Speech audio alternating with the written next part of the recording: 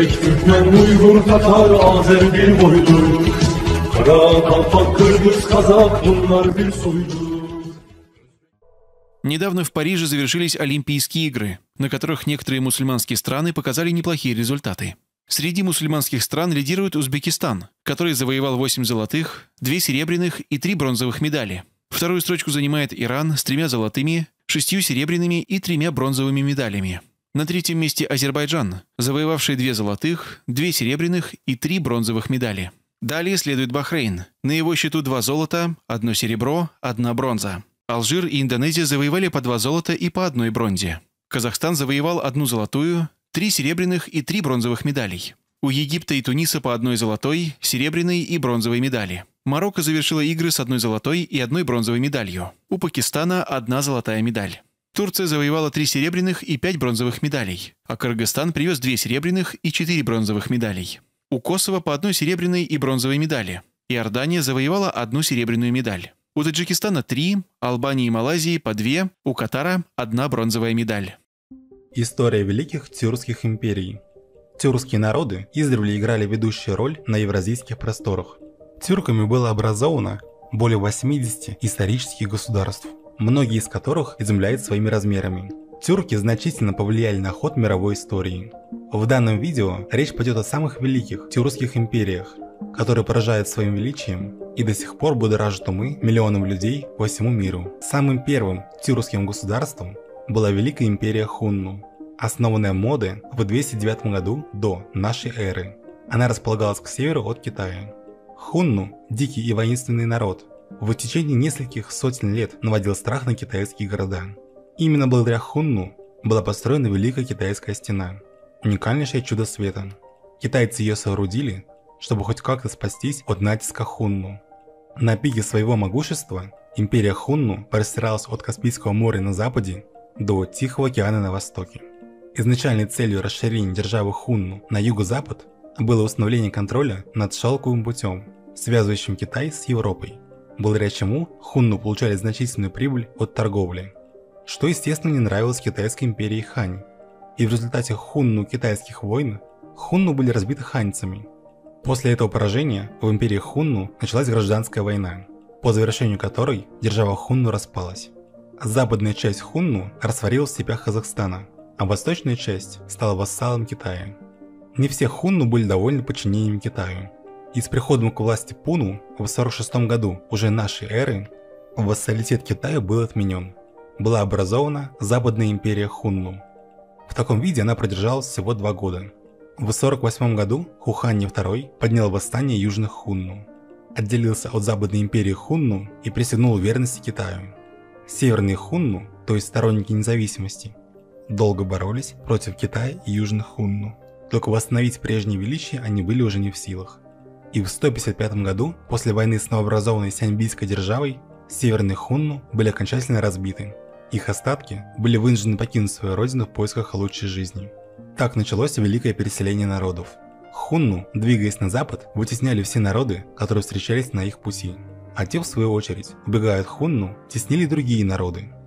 Таким образом, по принципу домино, движение Хунну на запад спровоцировало крупнейшее в истории переселение народов. В Средней Азии Хунну разделились. Одна часть пошла на запад, в Европе они стали известны как гунны, а другая часть осела в междуречье Сырдарьи и Амударьи. Эту часть Хунну называли белыми гуннами или эфталитами. Дойдя до Европы к 374 году, гунны под предводительством Баламира осели при черноморских степях Поднепровья, где ими была основана Европейская империя гуннов. Освоившись на новом месте, гунны принялись расширять свои владения. Они подчинили себе всю степь от Дуная до Урала, вторгались в Закавказье.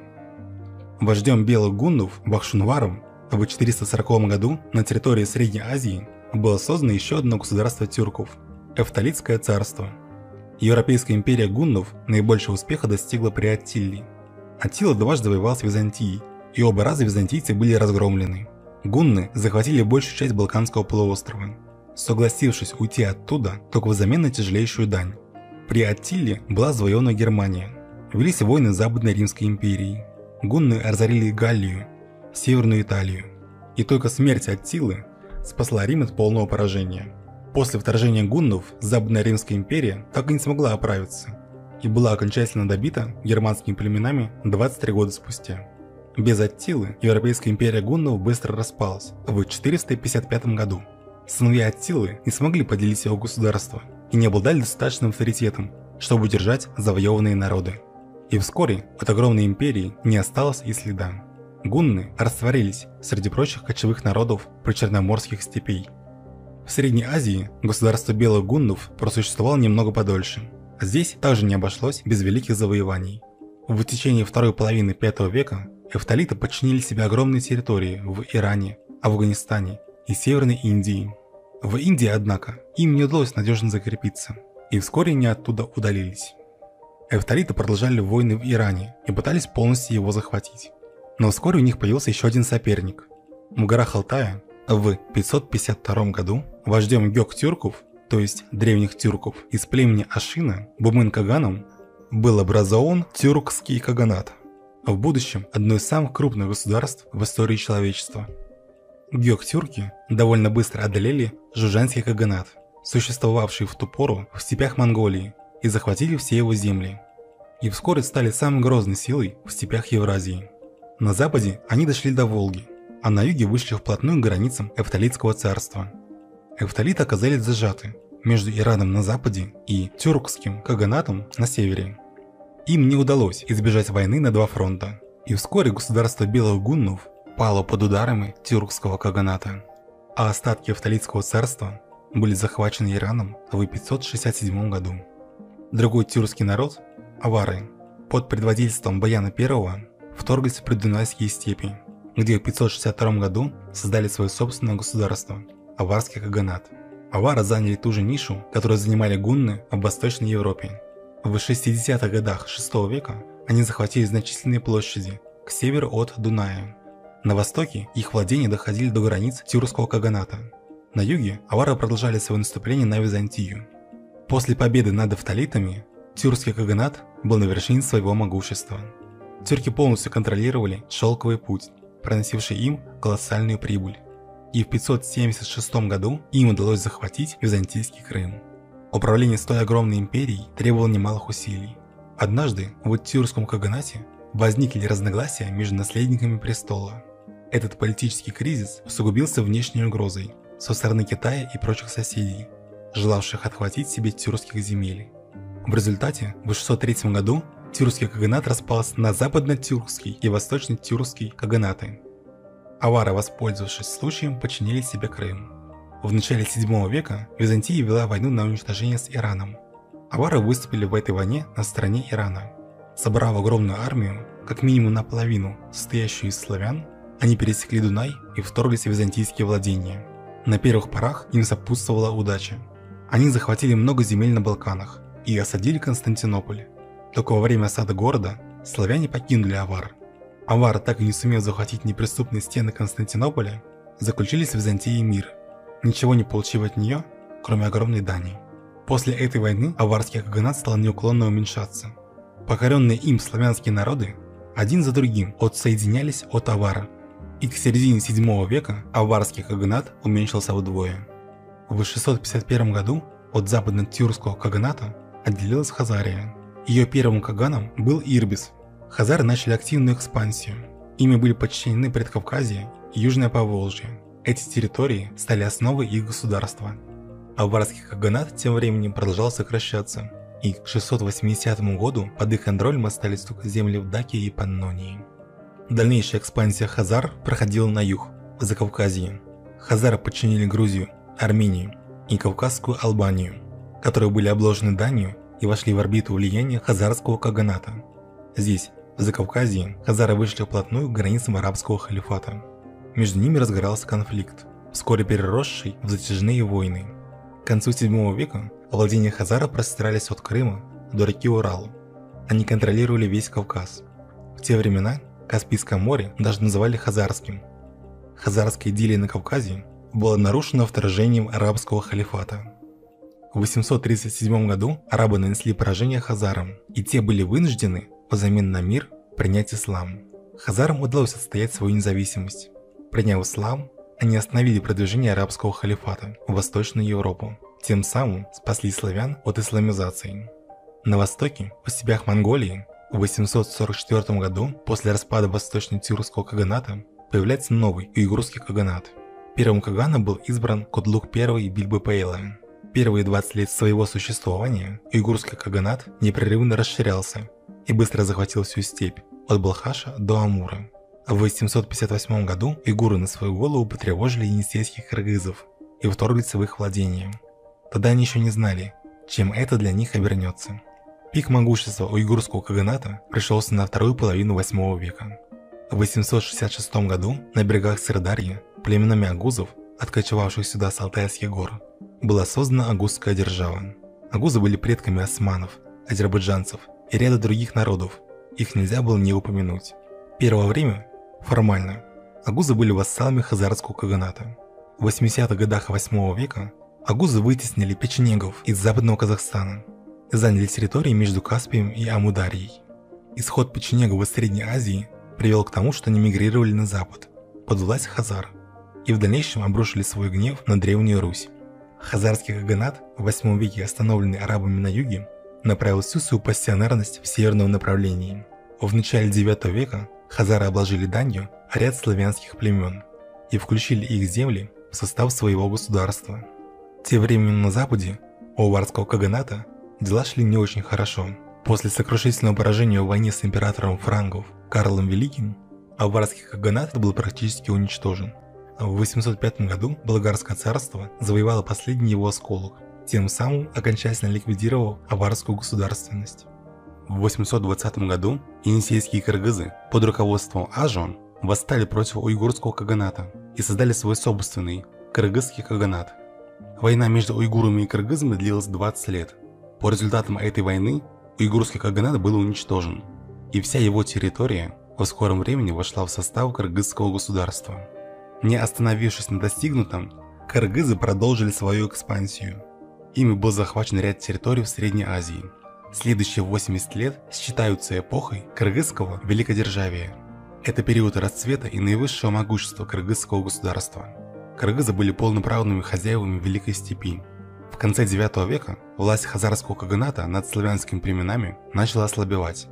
Сначала в 864 году освободились поляне. Спустя 20 лет, по мере становления древнерусского государства, от хазар отпали родимичи и северяне. Печенеги, осевшие в причерноморских степях, видя ослабление хазарского каганата, также перестали им подчиняться. В начале X века кыргызский каганат утратил свою территорию в Монголии.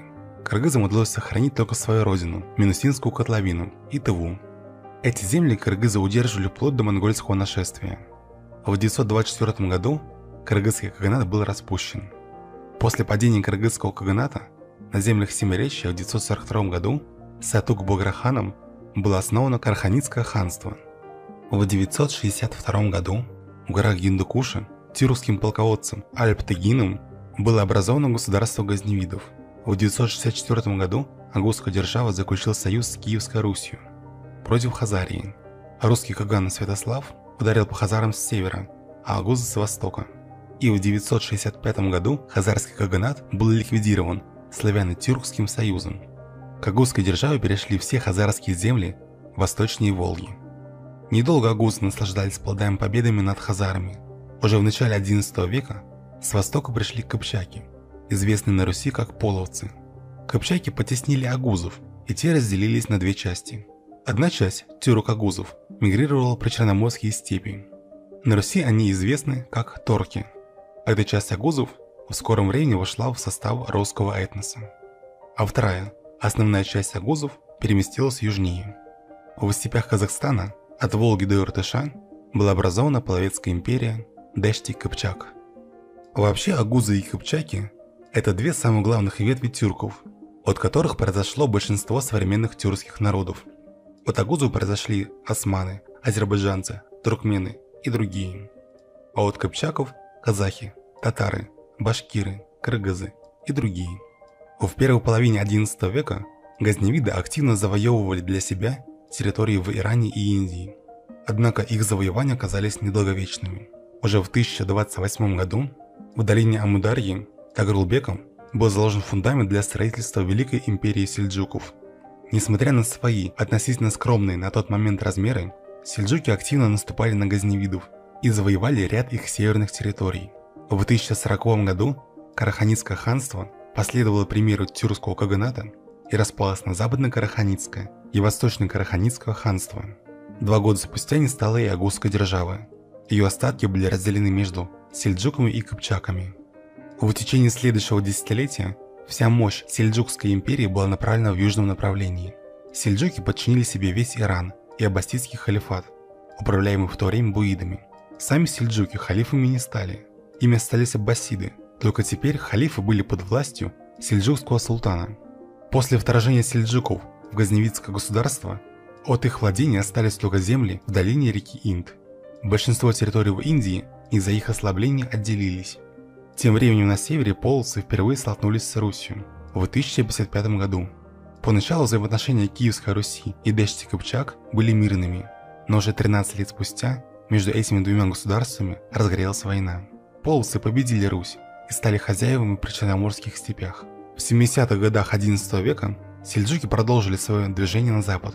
Они нанесли поражение Византийской империи и Фатимидскому халифату.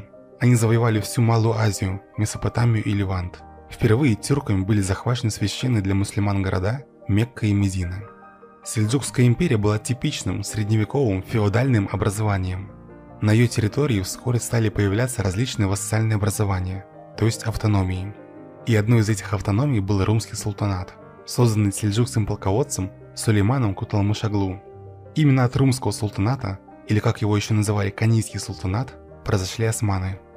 Достигнув на западе предела своих возможностей, сельджуки обратили свой взор на восток и в 1089 году захватили Западно-Караханитское ханство. В конце XI века кыпчаки в союзе с византийцами окончательно разгромили печенегов, и в одночасье, к великому сожалению, печенеги навсегда исчезли как этнос. Разгромив печенегов, половцы занялись Русью и в 1094 году захватили крупнейший ее анклав на Черноморском побережье – Тамутараканское княжество, доставшееся Руси в наследство от Кагана Святослава Рюриковича. Завоевания сельджуков встретили яростное сопротивление алчных государств Европы, стремившихся помочь Византии, разумеется, не безвозмездно. И в 1095 году против сельджуков был объявлен первый крестовый поход. Время для этого похода было выбрано не случайно. В конце XI века сельджуки из-за феодальной раздробленности практически утратили контроль над своими западными территориями. Первый крестовый поход был успешным для крестоносцев. Румский султанат был разгромлен и лишился большей части своих владений, а сельджуки лишились выхода в Средиземное море. После войны с крестоносцами империя сельджуков стала распадаться на отдельные эмираты, которые уже не подчинялись власти султана. И в 1118 году, по уже ставшей для тюрк традиции, государство сельджуков разделилось на западную и восточную части. На востоке был образован Хорасанский султанат, а на западе – Иракский. Румский султанат, оставшийся сам по себе, стал полностью независимым. В течение XII века взаимоотношения Дэшти Кыпчак и древнерусских княжеств были относительно мирными. Половцы теперь совершали набеги на Русь только совместно с другими русскими князьями.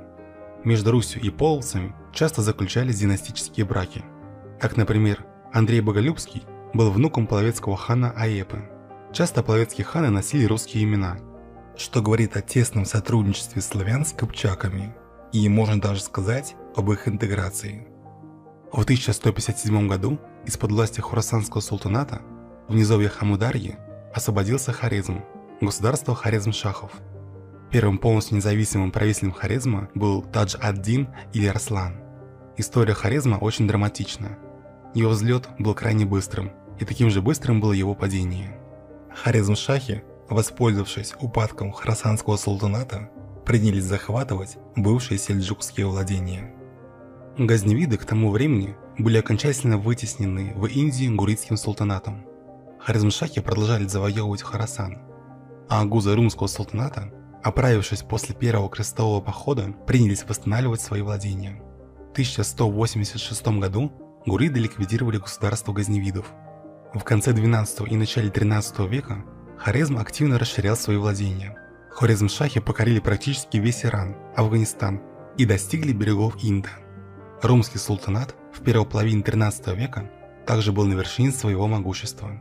Эту тюркскую идиллию внезапно разрушили монголы, которые, словно гром посреди ясного неба, вторглись сначала во владения Хорезм-Шахов и в 1221 году захватили половину их владений, включая долину реки Амударьи, центр Хорезма. А в 1223 году в битве на Калке два братских народа, славяне и половцы, которые объединились против монголов, потерпели сокрушительное поражение. Я называю эти народы братскими не случайно. За 2 века совместного существования на восточноевропейской равнине половцы и славяне сильно породнились, и половецкий хан, зовя Русь на помощь, обратился в первую очередь к своему зятю, галицкому князю Мстиславу Удатному. После этого поражения Дэшти Кыпчак перестала существовать. Вся ее территория вошла в состав Монгольской империи, и на ее территории был образован Улус Джучи. Кыпчаки, ввиду солидного демографического перевеса над монголами, ассимилировали их. Кыпчакский народ был доминирующим в Улусе Джучи. Хорезм упорно продолжал сопротивляться монголам. В период затишья, пока монголы совершали свой западный поход, хорезмшахи захватили Азербайджан. Но несмотря на все свои отчаянные попытки сохранить свое государство, в 1231 году Хорезм пал под ударами монголов. А вслед за Хорезмом в 1243 году монголы разорили Ирумский султанат. По сути, на территории Малой Азии установилось точно такое же монголо-татарское иго, как и на территории Руси. Обе страны платили дань монголам, и монголы не вмешивались в их внутреннюю политику. После падения Румского султаната все тюркские народы оказались включенными в состав Монгольской империи, на западе которой тюрки составляли этническое большинство и успешно ассимилировали малочисленных монголов. А про возрождение тюркских империй после монгольского нашествия смотрите в следующей части. Человек, как звезда, рождается средь неясной, туманной млечности. В бесконечности начинается и кончается в бесконечности. Поколениями созидается век за веком земля нетленная. Человек, как звезда, рождается, чтоб светлее стало вселенная.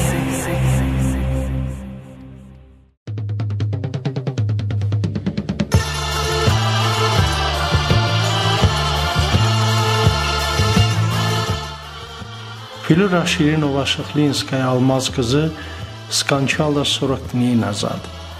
Она 36 лет была директором школы и почетным гражданином города Канта, Кыргызстана. Ее семья и друзья будут с теплотой вспоминать ей. Аллах рахмет илесин. Еще идут старинные часы, свидетели и судьи. Когда ты в дом входил, они слагали гимн, звоня тебе во все колокола. Когда ты не сумел меня понять, я думала, замрут все звуки во вселенной. Но шли мои часы торжественно, печально. Я слышала их поминальный звон. Жизнь невозможно повернуть назад, и время не на них не остановить. Я Роман,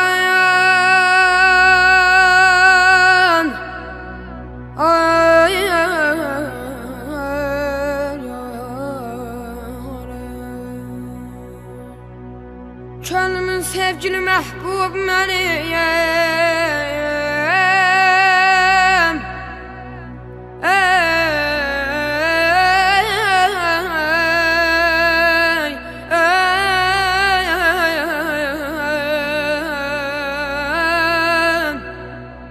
Vətənimdir, vətənimdir, vətənim. Vətəni sevməyən insan olmaz.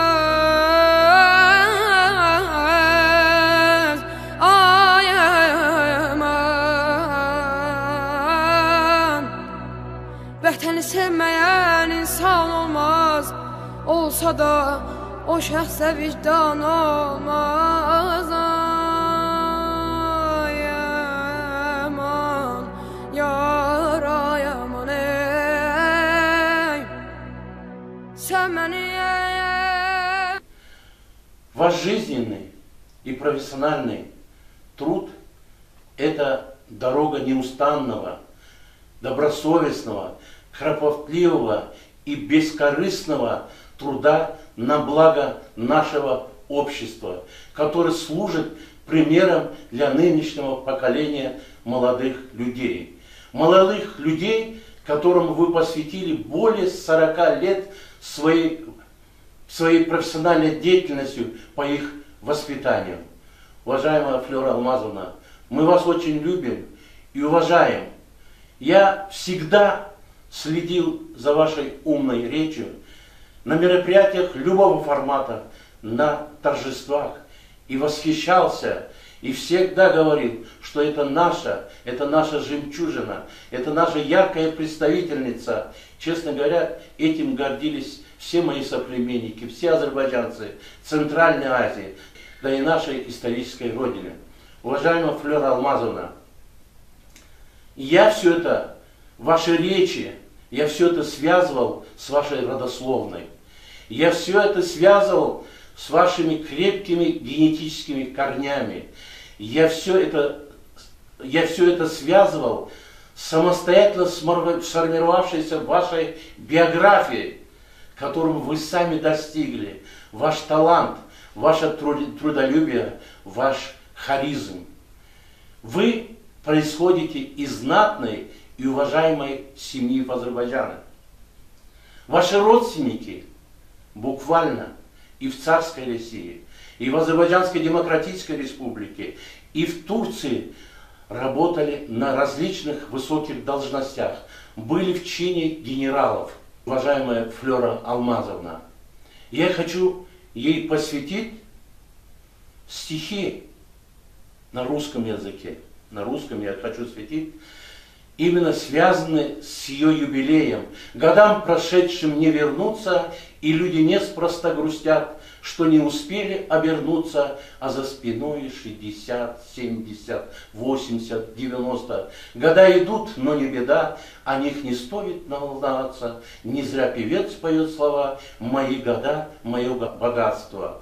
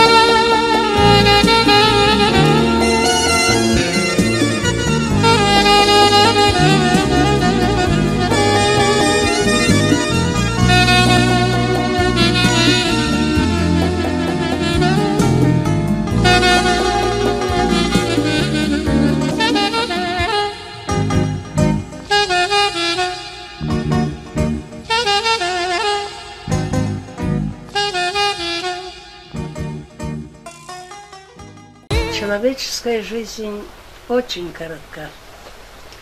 И порой не знаешь, когда придет твое последнее мгновение. Чтобы оно было должным, надо и прожить должно. Судьба меня благоволила мне. Я в жизни встретила хорошего друга, с которым прожила 47 лет жизни. Он стал отцом моих детей. У меня 3 девочек, 3 сыновей и дочь, 10 внуков, 5 правнуков. Еще раз говорю, я стала, живя здесь, в Киргизии, человеком нужным, человеком, который всего себя отдавал работе. Я выпускница первого выпуска Киргизского государственного университета. Закончила его в 1952 году. И сразу получила направление в Канскую среднюю школу номер 2. Судьба встретила меня с очень хорошими людьми. У меня были должные наставники, преподаватели русского языка и литературы. Они в свое время помогли мне найти настоящее зерно своей работы, и я им глубоко благодарна. Сыновья мои все имеют, и дочь, высшее образование. Внуки все имеют высшее образование. Каждый нашел себя в жизни как специалист, как человек. Я была ученицей 3 класса, когда началась Великая Отечественная война. Мы были в пионерском лагере, отличники учебы. Вечером нас собрал руководитель и сказал: дети, началась война, но вы не переживайте. Наш народ силен, мы обязательно победим и разобьем врага. Подростками, учениками мы в колхозном клубе вечерами поздно вязали носки, варежки и подписывали посылки бойцу Красной Армии от 6 Б класса, от 5 А класса. То есть вносили свой посильный вклад в большое дело. Я счастливый человек. Я нашла себя в работе. Я действительно оказалась по-настоящему педагогом-учителем, ибо педагогом моим был мой отец, выпускник Горийской гимназии и духовной семинарии города Гори. Он был учителем словесности и всегда подчеркивал, что, Флёра, главное в жизни – это человеческое достоинство, это уважение. Никогда не знай зависти, будь всегда с людьми, будь честной, справедливой. И в своей жизни я, как мать, старалась привить эти качества своим детям, а сейчас своим внукам и правнукам. И в этом вижу я свою заслугу как человек на этой земле. Жизнь быстротечна, к ней надо быть всегда готовым. Поэтому я молодому поколению в лице своих детей, внуков, правнуков хочу сказать: будьте достойны своих родителей, живите благородно, честно, дерзайте, ибо мы родились в таком благодатном краю Азербайджане, и после переезда мы нашли вторую родину в лице прекрасной Киргизии, прекрасного Казахстана, который в трудную минуту для нашего народа подал свою руку. Я вечно благодарна им и помню об этом. А детям скажу: будьте дружелюбны, живите дружно, берегите друг друга, будьте опорой старшим и младшим. Живите долго, счастливо, светлых вам дней, хорошей встречи с людьми, добрыми для вас. Я люблю вас и хочу, чтобы вы были счастливы.